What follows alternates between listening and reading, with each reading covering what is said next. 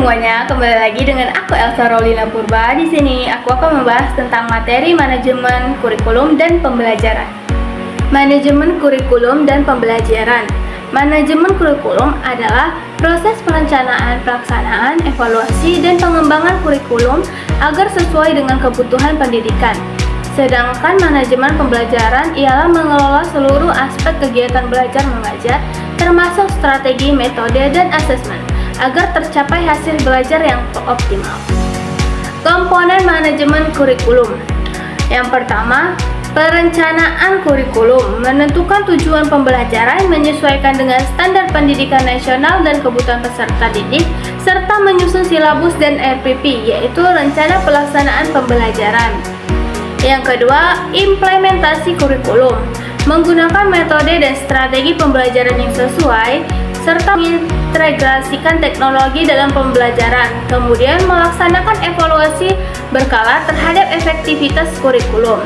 Ketiga, evaluasi kurikulum, mengukur keberhasilan implementasi kurikulum, kemudian menggunakan metode asesmen informatif, evaluasi harian, dan sumatif ujian akhir. Memperbaiki dan mengembangkan kurikulum berdasarkan hasil evaluasi. Prinsip-prinsip manajemen pembelajaran. Yang pertama, berpusat pada siswa. Siswa sebagai subjek utama pembelajaran. Yang kedua, fleksibilitas pembelajaran harus dapat menyesuaikan dengan kondisi yang ada. Ketiga, efektivitas dan efisiensi. Pembelajaran harus menghasilkan dampak yang optimal dengan sumber daya yang tersedia. Keempat, berorientasi pada kompetensi, menekankan penguasaan keterampilan dan pengetahuan. 5. Kolaboratif, mendorong interaksi antara siswa, guru, dan lingkungan belajar. Strategi dalam manajemen kurikulum dan pembelajaran. Yang pertama, pendekatan dalam pengembangan kurikulum. Beberapa kurikulum tersebut ialah kurikulum berbasis kompetensi KBK, fokus pada pencapaian kompetensi siswa. Kurikulum merdeka, memberikan kebebasan kepada sekolah dan guru dalam menentukan metode pembelajaran. Kurikulum tematik, pembelajaran berbasis tema yang menghubungkan beberapa mata pelajaran. Kedua, model pembelajaran yang efektif, yaitu problem based learning (PBL), siswa belajar melalui pemecahan masalah nyata.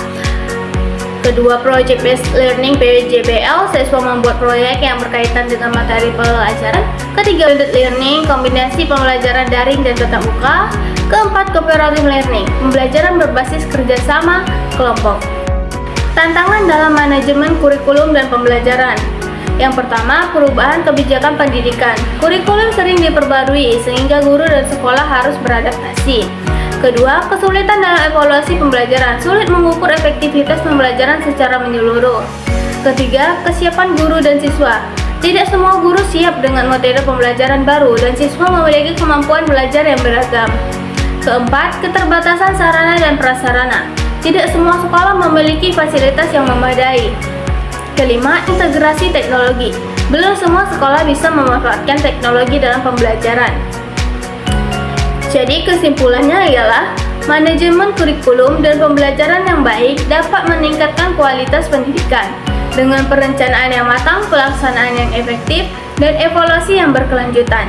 Sistem pendidikan dapat memenuhi kebutuhan siswa dan perkembangan zaman.